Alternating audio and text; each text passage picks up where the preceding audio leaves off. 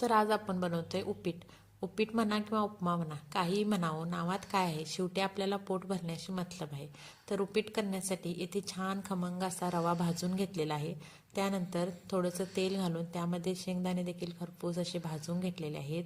नंतर या तेलामध्ये जिरे, मोहरी, थोडासा हिंग, कढीपत्ता, हिरवी मिरची, उभा चिरलेला कांदा घालून छान अशी फोडणी तयार केलेली आहे. कांदा थोडासा सॉफ्ट झाला की याच्यामध्ये चवीसाठी एक अर्धा चमचा साखर, एक अर्धा चमचा मीठ आणि पाव चमचा हळद घातली आहे. नंतर यामध्ये भाजलेला रवा घालून आणखी 1-2 मिनिटं लो फ्लेमवर रवा छान असा भाजून घेतलेला आहे आणि यामध्ये गरम पाणी घातलेलं आहे. पाणी खूप जास्त उकळलेलं किंवा खूप थंड देखील घालायचं नाही, कारण यामुळे रव्यामध्ये गाठी होतात. तर गरम पाणी घालून रवा छान असा शिजवून घ्यायचा. वरून कोथिंबीर घालून मस्त गरमागरम उपीट खायला तयार आहे. बरं, जाता जाता तेवढे चॅनलला सबस्क्राईब करायला विसरू नका.